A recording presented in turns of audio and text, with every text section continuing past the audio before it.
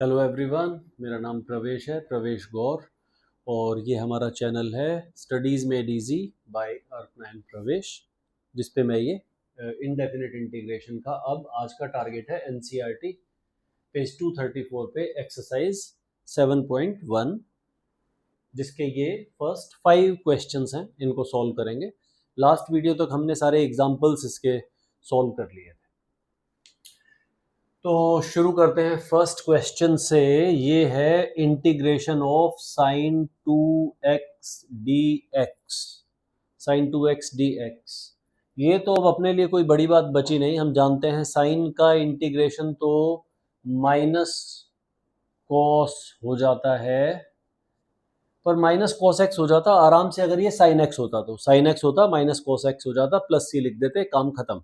लेकिन इसके लिए हमें ध्यान देना होगा x के साथ 2 लिखा हुआ है, तो जब फंक्शन में x के साथ कोई कांस्टेंट लिखा हुआ है उससे हम डिवाइड भी करेंगे तो अपॉन में 2 आएगा प्लस सी। ये डिवाइड क्यों किया? जैसे डिफरेंशिएशन के टाइम x से अलग कोई फंक्शन होता था, उसका डेरिवेटिव साथ में मल्टीप्लाई करते थे। यहाँ पे डेरिवेटिव से डिवाइड करते हैं, लेकिन वो डेरिवेटिव कांस्टेंट ही होना चाहिए, अदरवाइज वो गलत हो जाएगा। कई बार आपने ये सुना ना इसके बारे में कि ये एंटी डेरिवेटिव है, तो कई बार डिफरेंशिएशन का जस्ट उल्टा करने का मन भी करेगा। और अगर वो कोई नया तरीका आपने अभी अभी ढूंढ के इंटीग्रेट किया है किसी चीज को, तो उसको डिफरेंशिएट करके देख लेना वापस वो फंक्शन आता है कि नहीं, एरर चेक करने के लिए। ठीक है, ये फर्स्ट हो गया। सेकंड है cos 3x। ओ, ये तो बिल्कुल आसान है। cos का इंटीग्रेशन साइन होता है, ये बड़े आराम से साइन x हो जाता, वही पहले की तरह, लेकिन अभी इसके साथ 3 लिखा हुआ है। तो क्या मुझे बताना पड़ेगा इस 3 के लिए मुझे एक्स्ट्रा क्या करना है? नहीं बताना पड़ेगा, है ना? शायद आप इसको 3 से डिवाइड कर देंगे और इधर आ जाएगा साथ में प्लस सी। हो गया, बहुत आसान था। हाँ, आसान तो है ही, ये तो मैं मानता हूँ। तो नेक्स्ट है e पावर 2x। आप देखेंगे इन क्वेश्चंस में x देने की बजाय x के साथ कोई ना कोई कांस्टेंट दिया हुआ है, और डिफरेंस इतना ही है कि उस कांस्टेंट से आपको डिवाइड करना है। तो अब थर्ड लेते हैं एक बार। थर्ड है integration of e power 2x dx। So e power x is integrated as e power x, exactly same. Differentiation e power x का e पावर x था, तो इसका इंटीग्रेशन भी सेम ही रहेगा। लेकिन यहाँ पे एक छोटा सा वही पॉइंट कि x के साथ कांस्टेंट लिखा हुआ है। अब तो ये बड़े मजाक की बात है, ये तो चलते चलते हम ऐसे ही 2 लिख देंगे और प्लस सी, चलते चलते ये भी लिख देना। और अभी जैसे लग रहा है चलते चलते लिख देंगे, एग्जाम में चलते चलते जरा मिस कर गए तो फिर मार्क्स भी मिस हो जाएंगे। हम ऐसा नहीं करेंगे, हम ये कसम खाते हैं। अब हम फोर्थ क्वेश्चन करेंगे। फोर्थ क्वेश्चन में एक बात आप समझ लीजिए, जो हम करते आ रहे हैं अभी, इस क्वेश्चन को करने के 2 तरीके हैं। या तो आप इसका होल स्क्वायर ओपन कर दो, नहीं तो जो आप अप्लाई करते जा रहे हो हर एक क्वेश्चन में उसी बात पे ध्यान दो। ax plus b whole square will be integrated as ax plus b whole cube divided by 3, sorry not 3, yes 3, and then further derivative of ax plus b, ax plus b, इसका derivative तो a ही आएगा, तो या तो into 1/a अलग से करके लिख दो, या 3 के साथ a लिख देना प्लस c। ये जो 3 मैंने लिखा ये है 2 प्लस 1/2+1। एक्स पावर n का फॉर्मूला था x raise to n+1 divided by n+1, तो ये वो वाला 3 है। और 1/a जो x के साथ लिखा हुआ है उस चीज के लिए, उम्मीद है समझ आ गया होगा। तो अब हम आते हैं फिफ्थ की तरफ। ठीक है, फिफ्थ भी क्या बड़ी बात है, जब इतने सब हो गए तो फिफ्थ को भी कर देंगे, मुश्किल नहीं है। Integration of sine 2x -4 e raise to 3x dx. Sine will be integrated as minus cos 2x divided by 2. ये तो अब आसान हो गया, एक पार्ट में वही चीज कर चुके, cos 3x के लिए उसमें 3 से डिवाइड किया था, यहाँ x के साथ 2 लिखा हुआ है तो 2 से डिवाइड कर दिया, कोई बड़ी बात नहीं है, ठीक है। -4 एज इट इज कांस्टेंट, ये आराम से एज इट इज रहता है, आपको याद होगा कांस्टेंट एक सिक्योर एरिया में बैंक के बाहर बैठा हुआ गार्ड है, उधर उसको ज़्यादा कुछ करना नहीं है, आराम से बैठना है, सेफ जगह होती है, लोग आराम से आते जाते रहते हैं, सब ठीक रहता है, ये आराम से इधर रुकेगा। हम इंटीग्रेशन अंदर इसके पास लेके जाएंगे तो ये हो जाएगा e⁻3x/3 और प्लस c लिखना आप मत भूलना। ये 5th का कंप्लीट इंटीग्रेशन हो गया। अब आगे वाले क्वेश्चंस लेते हैं। Okay, next 5 questions 6 to 10। अब 6 से शुरू करेंगे। अब आप देखेंगे कि हमें नॉन चीज़ें मिलने लग गई हैं, जैसी जैसी चीज़ें हमने अप्लाई की वैसी वैसी चीज़ें वापस से। Integration of 4 into e⁻3x will be e⁻3x as it is divided by 3, क्योंकि x के साथ लिखा हुआ है। 1 का इंटीग्रेशन रहेगा x प्लस c हमेशा वाला। 7th वाले के लिए 6 तो हमने ऐसे ही देख के सीधा सीधा लिख दिया, अभी इसके जैसा किया था। 7th वाले में एक बार x² को अंदर मल्टीप्लाई कर देता हूँ, ये हो गया x² minus x² into 1/x², ये कैंसिल हो गए तो 1 बचेगा इधर। तो जैसे ऊपर 1 था इधर भी एक 1 आ गया। अब x² तो आप जानते हो कैसे इंटीग्रेट करेंगे, सॉरी इंटीग्रेशन साइन यहाँ नहीं आएगा, x³/3 -1 के लिए -x प्लस c। बहुत आराम से हो गया, सब ठीक चल रहा है एकदम, कोई प्रॉब्लम ही नहीं है। और 8th वाले को भी मुझे ऐसा लगता है क्यों ना साथ साथ लिख दिया जाए, और ये dx में दे रखा है वेरिएबल, x वाली चीज को लेंगे तो abc को हम कांस्टेंट मानते हुए इसका आंसर लिखेंगे और एक लाइन में लिख देंगे। x² का इंटीग्रेशन होगा x³/3, a being constant will remain as it is, then bx will be integrated as b into x²/2, c will be integrated as cx, और क्योंकि यहाँ पे c यूज हुआ है तो प्लस कैपिटल C करके दिखा दीजिए आप जो कांस्टेंट लिखने वाले हैं, नहीं तो एक कांस्टेंट लैम्डा लिख के छोड़ दीजिए, एक कांस्टेंट लास्ट में मेंशन करना है, प्लस कैपिटल C करके दिखाएं या लैम्डा दिखाएं या जो भी, कोई फर्क नहीं पड़ता, ये सारी चीज़ें ठीक मानी जाएंगी। नेक्स्ट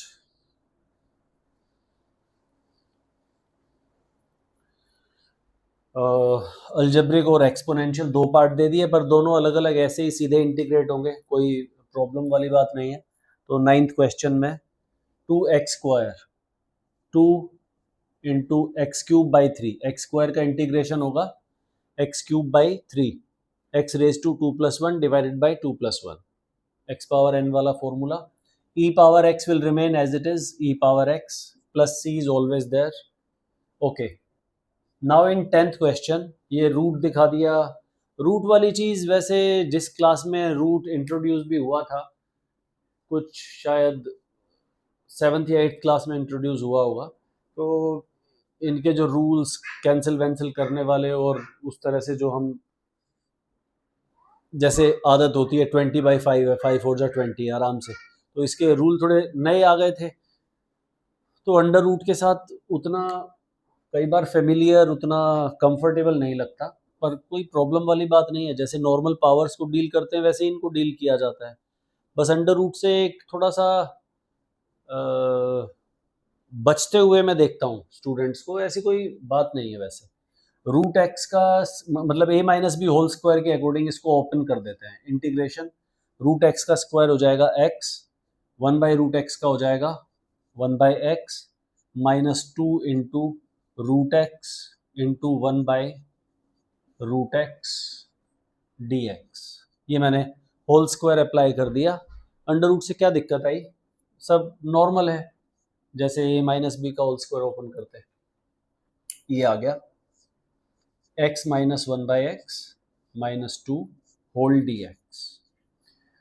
x के लिए आप जानते हैं इसको x पावर वन समझ के ट्रीट करेंगे और ये हो जाएगा x square by to. One by x बिल्कुल शुरू में बताया था, इस चीज से बचने की कोशिश करना। अब x की पावर वाले इंटीग्रेशन करते करते ऐसा एकदम से टेम्पटेशन आ सकता है, एकदम से मन कर सकता है कि इसको ऊपर ले जाओ, x पावर माइनस वन कर दो और x power minus one plus one divided by minus one plus one, गलत हो जाएगा। याद रखिए वन बाई एक्स डेरिवेटिव है log x का, तो इसके लिए हम लिखेंगे ln x या log x to the base e। ln x मतलब natural log to the base e और minus two x plus c constant के साथ इनटू एक्स पावर जीरो मान के कीजिए, या सिंपली ये समझिए कि dx को इंटीग्रेट करते हुए हम x लिख देते हैं। आप इस तरह से सोच लीजिए, ये आ गया इसका इंटीग्रेशन। अब हम क्वेश्चंस 11 टू 15 पिक करेंगे। हेलो एवरीवन, मेरा नाम प्रवेश है और मेरा चैनल है studies made easy with Arpana and प्रवेश।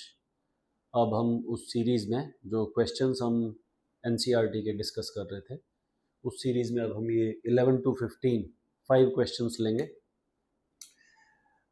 अब इसका आइडिया हमें मिलने लगा है कि x की पावर्स के साथ इंटीग्रेशन में क्या करना है, तो इसके लिए पहले हम इसको अलग अलग कर देंगे ये सारी टर्म्स।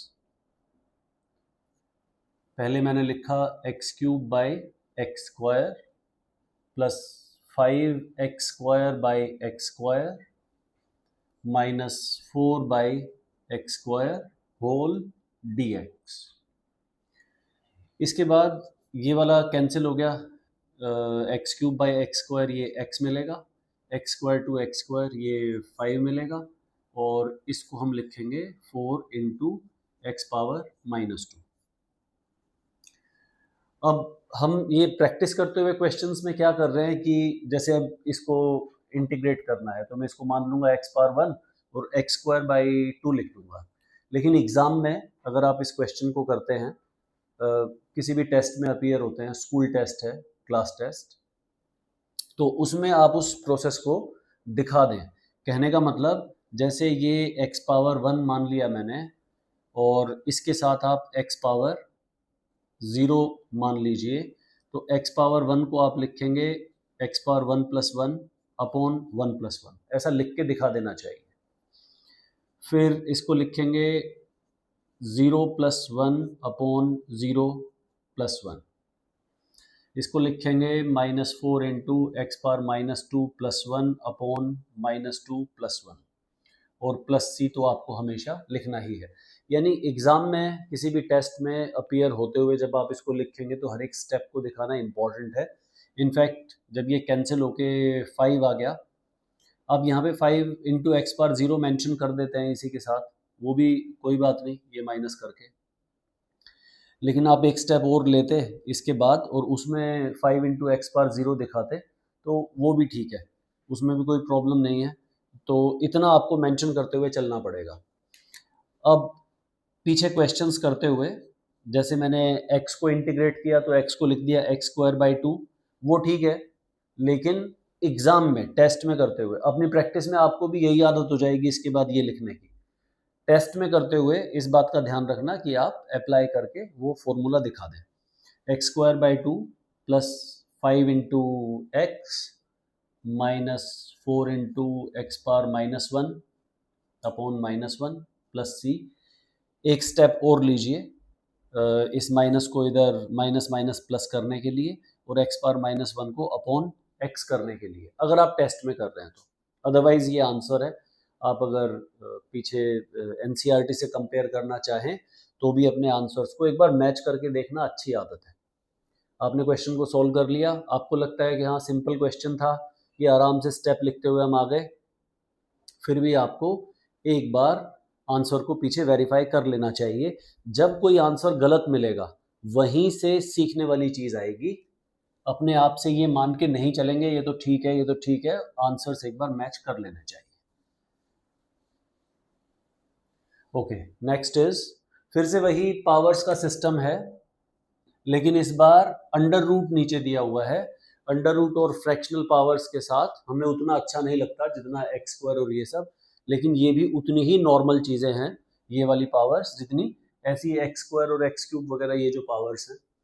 तो इसमें मैं इसको लिखूंगा x cube by root x, 3x by root x, 4 by root x. Root x मतलब x पावर 1/2 है। फिर अगेन अगर आप इसको टेस्ट में कर रहे हैं तो आपको ये एक स्टेप ले लेना चाहिए, x cube upon x power 1/2 plus 3 into, मतलब ऐसा चांस क्यों लें कि ऐसा कुछ आए कि ये वाले स्टेप को आपने एक्सप्लेन नहीं किया, इसकी वजह से कुछ मार्क्स डिडक्ट हुए। किसी ना किसी ने आप में से ये प्रॉब्लम फेस की होगी कि हमने सही तो लिखा है, सब कुछ ठीक तो है, ये मार्क क्यों डिडक्ट हुआ। तो वो इस तरह की चीज़ें होती हैं जहाँ पे एक्सप्लेनेशन की, अच्छा ये देखिए इधर dx रह गया, जैसे ये वाली चीज़ें, ये भी आपके मार्क्स कटवा सकती है ये चीज़, क्योंकि ऑपरेटर मेंशन किए बिना इसका कोई सेंस नहीं है इंटीग्रेशन का। आप ऑपरेटर मेंशन कीजिए, उसके बाद ये कंप्लीट है। ओके, नेक्स्ट स्टेप में अब मैं ये एग्जाम पॉइंट ऑफ व्यू से आपको कैसा लिखना है एग्जैक्टली वैसा दिखा रहा हूँ। अपनी प्रैक्टिस में भी थोड़ा स्टेप्स लिखते हुए चलने की आदत डालेंगे तो एग्जाम में ये चीज़ गलत नहीं होगी आपसे। एक्स पावर 1 माइनस 1/2 और 4 into x power minus 1/2।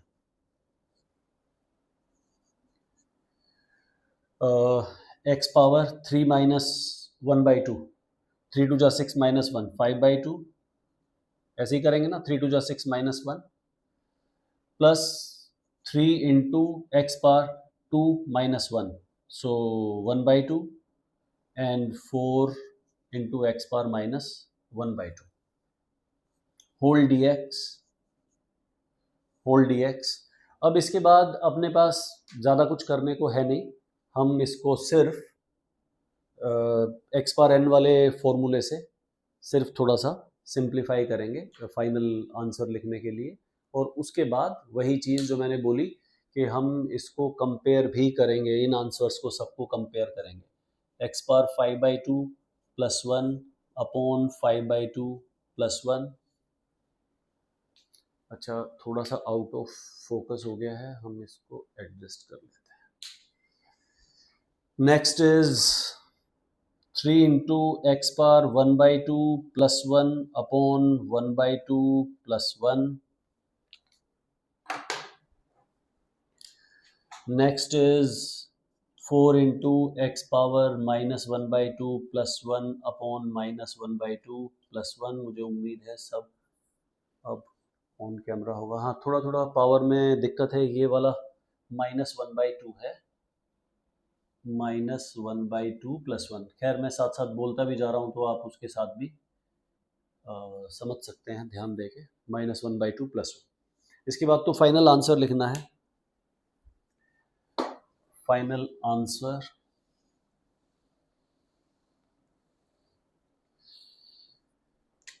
X power x raise to 7/2 divided by 7/2 plus 3 into x power 3/2 whole divided by 3/2 plus 4 into x power 1/2 divided by 1/2 plus c. और अगेन एग्जाम में कर रहे हैं तो आप इनको reciprocals लेके दिखाएंगे। इस क्वेश्चन के लिए मैंने पूरा लिख दिया है। सब जगह प्रैक्टिस करते हुए हम उतना डिटेल में नहीं लिखते। ये 2 ऊपर आएगा, 6 इंटू एक्स पावर 3/2/3 और ये कैंसिल भी हो जाएगा, 3 2 जा 6 प्लस ये 4 2 जा 8 एक्स पावर 1/2 प्लस सी। तो इसमें हमने पूरा आंसर लिख लिया, ज़रा सा टाइम लगा, लेकिन आप ये देख सकते हैं कि क्या एक्सपेक्ट किया जाता है जब आप किसी टेस्ट में आंसर्स को लिखेंगे, तो क्या उम्मीद की जाती है उसको आप देख सकते हैं। हम स्टेप बाय स्टेप सॉल्यूशंस लिखेंगे। और इसमें स्टूडेंट्स को कई बार ये होता है कि इसका जो आंसर आएगा वो तो जब हम डायरेक्ट कर सकते हैं तो डायरेक्ट करके क्यों ना लिख दें, लेकिन एक पेशेंस के साथ, एक डिसिप्लिन से चलने का जो शॉर्टकट आपको लगाने हैं, जेई टाइप एग्जाम है उसमें ऑब्जेक्टिव क्वेश्चंस होते हैं, आप कितना शॉर्ट में, कितना कम से कम में सॉल्व कर देंगे, उतना ही आपको अप्रिशिएट किया जाएगा उन सॉल्यूशंस के लिए। ओलंपियाड के सॉल्यूशंस होते हैं, पूरा थ्योरी और वो सब लिखने की बजाय आप किस शॉर्टकट से बड़े से एक क्वेश्चन का आप छोटा सा सोल्यूशन निकाल दें, उसके लिए आपको अप्रिशिएट किया जाएगा। तो हर एक जगह की रिक्वायरमेंट अपनी अलग है। इधर सीबीएसई वाले सिस्टम में हम स्टेप बाय स्टेप चीज़ों को डिसिप्लिन के साथ एक अच्छे से कैसे रखेंगे, आगे चल के इन चीज़ों की भी इम्पोर्टेंस है, प्रेजेंटेशन और ये सब का अलग ही वैल्यू है। तो यहाँ से हम बड़ी अच्छी चीज़ ये सीखते हैं, सिस्टमेटिक, एक एक स्टेप बड़े अच्छे से। तो अब हम 13th क्वेश्चन लेंगे। इसमें ये नीचे x-1 आ गया, अब तक तो बड़ा अच्छा था, ये x स्क्वायर सारा अलग अलग डिवाइड कर लिया था, अब ये x-1 आ गया, अब क्या होगा। लेकिन इसको देख के मुझे ऐसा लगता है कि कहीं ऐसा तो नहीं है ऊपर x-1 कॉमन आ जाए और कैंसिल ही हो जाए। जैसे इधर तो x आराम से कैंसिल हो रहा था, यहाँ पे ये दिया हुआ है, तो ऐसा तो नहीं कि x-1 कुछ फैक्टर बन जाए, तो उसको थोड़ा ध्यान से देखते हैं। लेकिन मुझे एकदम से दिखाई दे रहा है कि इन दोनों में से x स्क्वायर कॉमन लिया जाए तो x-1 बचेगा, और ये तो खुद x-1 है, तो कॉमन आ गया। तो ऐसा करते हैं, ये पहले वाली जो टर्म है x³ माइनस एक्स स्क्वायर, इसको मैं लिख सकता हूँ x square into x-1 divided by x-1 plus x-1 divided by x-1 और इस सारे के साथ dx। x-1 to x-1 cancelled out, remaining part is x square, x-1 to x-1 again cancelled out, remaining part is x square plus 1 dx। अब तो इसमें कुछ जान नहीं बची, ये तो नॉर्मल सा फॉर्मूला अप्लाई करने वाला क्वेश्चन हो गया। x square will be integrated as x cube by 3 and 1 will be taken as either x bar 0 or simply we can take dx as x, सिर्फ dx मान के उसका इंटीग्रेशन x हो जाता है, वो वाला पार्ट ले सकते हैं। ये सिंपल एकदम आराम से हो गया। देखने में ऐसा लगा था कुछ इनसे कॉम्प्लिकेटेड एक्सप्रेशन आएगा, नहीं, ऐसा नहीं हुआ। तो क्वेश्चन को ध्यान से देखना शुरू में एक इम्पॉर्टेंट चीज़ है, ताकि हम अपने एक्शन को प्लान कर सकें, हम नेक्स्ट कैसे करने वाले हैं उस चीज़ को। नेक्स्ट हम 14th क्वेश्चन लेंगे। रूट एक्स मल्टीप्लाई करेंगे, root x minus x into root x dx.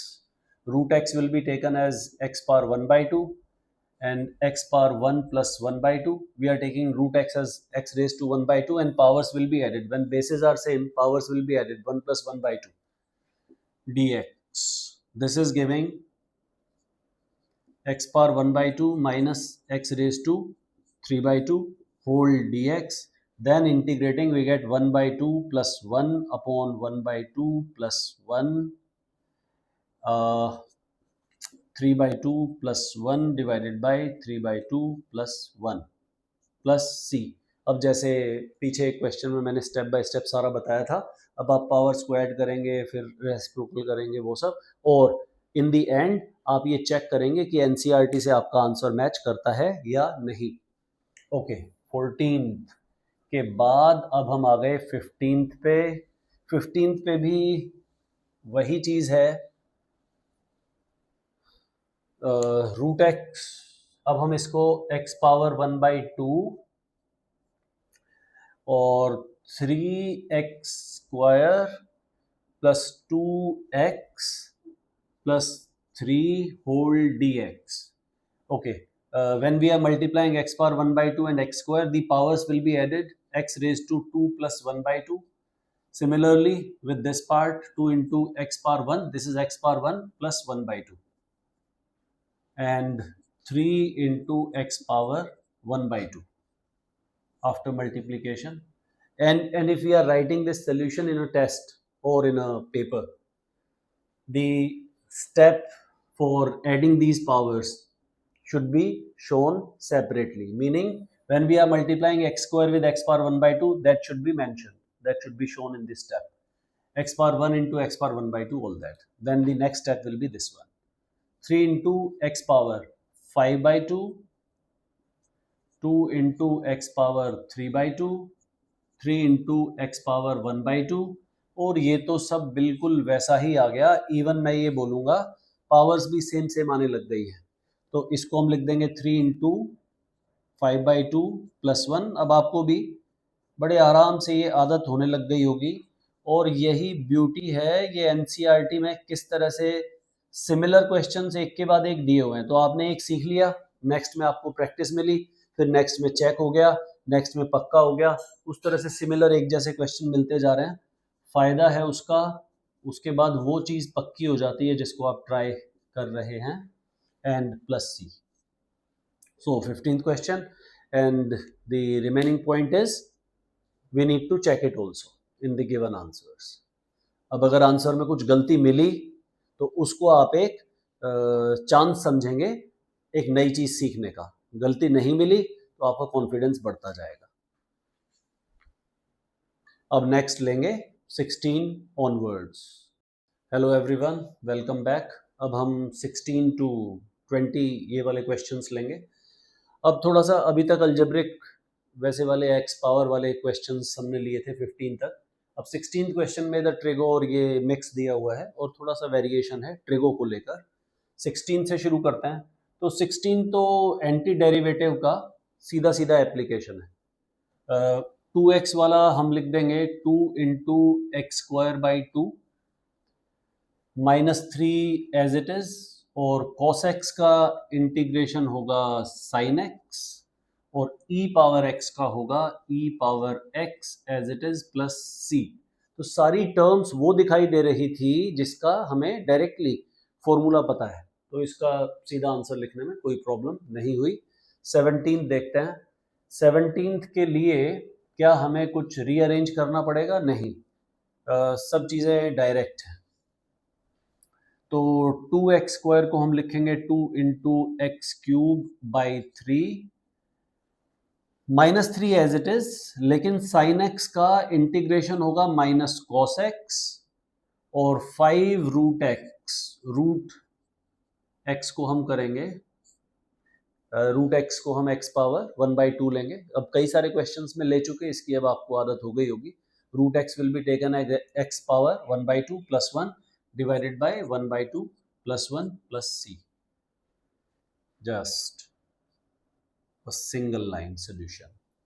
18th sec x into, ठीक है, एक बार इसमें हम मल्टीप्लाई कर लेते हैं, क्या पता उसके बाद कुछ दिखाई दे। ये हो गया sec square x plus sec x tan x।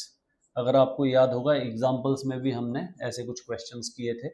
sec square x, अभी तो डायरेक्ट एंटी डेरिवेटिव वाला हमें पता है, tan x का डेरिवेटिव sec square x होता है, hence integration of sec square x will B tan x, and sec x into tan x, this is derivative of sec x plus c। ये भी single line solution हो गया। हाँ, इधर थोड़ा सा कुछ ट्राई किया है sec square x और cos x square x में देकर, इसकी टर्म्स को रीअरेंज करके मैं आपको बताता हूँ इस सोल्यूशन को कैसे लिखा जाएगा। एक बार देखने से अगर आपको कोई अप्रोच समझ में नहीं आई तो एक चीज तो नॉर्मल सी दिमाग में आएगी कि पहले साइन कॉस में चेंज करके देख लेते हैं, उसके बाद कुछ सोचने की कोशिश करेंगे। तो 19th क्वेश्चन में मैंने पहले sec square x को लिखा 1/cos square x, और cos x square x ऊपर जाके हो जाएगा sin square x, dx will remain as it is. So this is now rearranged to tan square x dx। लेकिन tan square x भी ऐसा कुछ याद नहीं है कि किसी का डेरिवेटिव होता हो, ऐसे सीधा तो नहीं याद आ रहा। तो फिर हम ऐसा करते हैं कि tan square x के कुछ फॉर्मूले होते हैं, उनको सोच के देखते हैं। 10th क्लास में हमने सीखा था 1 + tan square x equal to sec square x। तो tan square x equal to हो जाएगा sec square x माइनस 1, क्योंकि कोई फॉर्म चेंज करनी पड़ेगी ना, ये इस फॉर्म में तो डायरेक्ट दिख नहीं रहा, तो ये क्या फॉर्म ले सकता है वो सोचने की कोशिश करते हैं। वो फॉर्म हो गई sec square x minus 1 dx, और ये तो वही आ गया, sorry integration sec square x का इंटीग्रेशन सीधा। अब हम लिखेंगे tan x, माइनस 1 के लिए हम लिखेंगे x प्लस c। तो थोड़ा सा रीअरेंज करना पड़ा, लेकिन ये भी डिफिकल्ट क्वेश्चन नहीं है। थोड़ा सा छोटा सा पॉइंट है सोचने में, छोटी सी ट्रिक है। साइन कोस में चेंज करो, tan square x को sec square x माइनस 1 लिख दो, बस हो गया। Okay, we will pick 20th question now. Again separating the terms. अब सीधा तो इस एक्सप्रेशन को देखना मुश्किल है कि ये किसका डेरिवेटिव था, तो मैं इन टर्म्स को पहले अलग कर देता हूं। इन टर्म्स को अलग कर देता हूं, इसको लिखेंगे 2 upon cos square x minus 3 sine x upon cos square x. उस cos स्क्वायर एक्स को इधर मैं cos x into cos x लिख देता हूं। सिमिलर क्वेश्चन हमने एग्जाम्पल्स में किया था एनसीईआरटी के। 2 upon cos square x, this will be 2 into sec square x. Sec square x का तो डायरेक्ट फॉर्मूला होता है, फिर वो तो कोई प्रॉब्लम है ही नहीं। Next is sin x by cos x, this will be 10x, 3 10x and 1 by cos x. The remaining part is sin x by cos x is 10x, remaining is 1 by cos x, that will be taken as sec x whole dx. Okay, 2 sec square x will be 2 10x minus 3 sec x into 10x, 3 sec x। sec x का derivative होता है ये, तो इसका integration होगा ये, plus c लिखना आप मत भूलना। ये हो गए 20 तक question. Let us start with 21st now. 21st and 22nd questions are objective type in NCERT. So 21st reads the antiderivative of root x plus 1 by root x equals, और 4 option दिए हुए हैं ए बी सी डी करके। ठीक है, anti derivative पूछा है इसका, तो इसका मतलब इसका इंटीग्रेशन पूछा है। ये पूछा है आपसे root x plus 1 by root x whole dx. First this will be taken as x power 1 by 2 and the second part will be taken as x power minus 1 by 2 dx. ये x power 1 by 2 plus 1 divided by 1 by 2 plus 1, ये वाला x power minus 1 by 2 plus 1 upon minus 1 by 2 plus 1 plus c, x power 3 by 2 whole divided by 3 by 2 plus x power 1 by 2 whole divided by 1 by 2 plus c। अब इसको आगे भी simplify कर सकते हैं। 3 by 2 और 1 by 2 पावर दो जगह दे रखी है c और d में। ये 2 by 3 कांस्टेंट हो जाएगा 3 by 2 के साथ, 3 by 2 के साथ 2 by 3, ये है c ऑप्शन में, तो इसके लिए c ऑप्शन करेक्ट ऑप्शन हो जाएगा। आप एनसीईआरटी से ऑप्शंस देख सकते हैं, उनके साथ मैच कीजिए। फिर हम 22nd देखेंगे। 22nd, sorry this was 21st question, ये चेंज नहीं किया था मैंने। अब हम 22nd लेंगे, इसको रब कर देता हूँ। Next is 22nd, derivative of ये दे रखा है और f of 2 की वैल्यू दे रखी है। So this time we will be able to find out the value of c also. c is constant of integration, जिसके लिए मैंने बोला था ये इनडेफिनेट इंटीग्रेशन है c की वजह से। तो हम दोनों तरफ इंटीग्रेट करेंगे। 22nd दोनों तरफ इंटीग्रेट करेंगे। Integration of derivative of f of x equal to integration of 4x cube 3 by x power 4 dx। इधर भी मैं dx मेंशन कर देता हूं। अब जब आप किसी चीज को इंटीग्रेट करेंगे तो डेरिवेटिव और इंटीग्रेशन ये तो रिवर्स प्रोसेस है, तो इधर आप f ऑफ x लिखने वाले हैं और प्लस c आना चाहिए। जब हम किसी चीज को इंटीग्रेट करते हैं तो कांस्टेंट ऑफ इंटीग्रेशन साथ में आना चाहिए। इधर इंटीग्रेट करेंगे तो इधर भी आप c लिखना चाहेंगे, लेकिन पहले एक बार ये लिख देता हूं 4x cube minus 3 into x power minus 4 whole dx। अब आप लिखेंगे 4 into x power 4 by 4 minus 3 into x power minus 4 plus 1 upon minus 4 plus 1 plus c इधर भी लिखना चाहेंगे, लेकिन मैं ये सजेस्ट करूंगा ये c आप या तो इस तरफ लिखिए या तो इस तरफ लिखिए, क्योंकि इधर दोनों तरफ इंटीग्रेट कर रहे हैं, दोनों तरफ कांस्टेंट आना चाहिए। तो इधर कोई कांस्टेंट आपने c1 मेंशन किया, उस तरफ c2 मेंशन किया, तो c1 को उस तरफ ले जाके c2 माइनस c1 करेंगे तो दो कांस्टेंट का डिफरेंस c2 माइनस c1 वो भी एक कांस्टेंट है, फिर उसको c से रिप्रेजेंट कर देंगे। तो मैं पहले ही सजेस्ट करूंगा कि कोई एक सी इस तरफ या इस तरफ कोई एक रख दीजिए। अब मैंने इस तरफ पहले ले लिया तो इसी को रखते हैं, F of x plus c. और इसके बाद आपको एक स्टेप में और लिखता हूं, ये 4 कैंसिल हो गया, इधर -3 आएगा तो -3 कैंसिल हो गया, x power 4 plus x power -3, इधर -3 आएगा, ये -3 कैंसिल हो गए तो ये प्लस बचेगा और x -3। इस c की वैल्यू निकालने के लिए ये इंफॉर्मेशन हम यूज कर सकते हैं। f ऑफ 2 की वैल्यू 0 आएगी तो हम x इक्वल टू 2 पहले पुट कर देते हैं सब जगह, f of 2 plus c 2 power 4 16 plus 1/8, क्योंकि 2 पावर -3 होगा दैट विल बी 1/8। अब f ऑफ 2 की वैल्यू 0 दी हुई है, f ऑफ 2 को 0 रख दो प्लस c, और इस तरफ ये जब आप एलसीएम लेंगे 16 8 जा 128 प्लस 1 129, और मुझे उम्मीद है आपको टेबल्स याद होंगे, 20 तक तो बेसिक सजेस्ट किया जाता है 20/10। और एक बार हम ये कैलकुलेशन सिंप्लीफाई करने के लिए वैदिक मैथ्स के भी कुछ सेशन करेंगे, इसके बाद मैं उनको रिकॉर्ड करूंगा।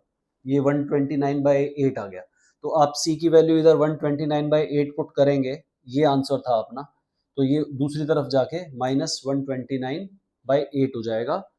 ये छोटा सा पार्ट अगर आप सिंप्लीफाई करेंगे तो मुझे ये आंसर लिखा हुआ दिख रहा है A option, x power 4 plus 1/x³ -129/8। ये एंटी डेरिवेटिव पे बेस्ड एक्सरसाइज 7.1 जो दे रखी थी वो यहाँ पे खत्म हो जाती है। अब हम करेंगे एंटी डेरिवेटिव पे बेस्ड कुछ ट्रिकी और चैलेंजिंग क्वेश्चंस जो कॉम्प्लीमेंट्री बुक्स में दिए होते हैं, और वो क्वेश्चन हमें मेन के क्वेश्चंस की तरफ लेके जाएंगे, जेई मेंस के एग्जाम में जैसे होते हैं, और कुछ कुछ आइडिया हिट करेंगे एडवांस की तरफ भी, जेई एडवांस की तरफ भी। लेकिन हम ये देखेंगे उन क्वेश्चंस में कि अगर सही पॉइंट हमें समझ में आ गया, सही पॉइंट जिस पे क्वेश्चन बेस्ड है वो ट्रिक समझ में आ गई, तो क्वेश्चन एकदम से होते हैं वो वाले। और ये idea throughout JEE questions चलता रहता है, सही चीज हमें क्लिक करे तो क्वेश्चन एकदम से हो जाता है। तो next target will be questions based on this idea, meaning anti derivative, and the level of difficulty will be more than these. Thank you.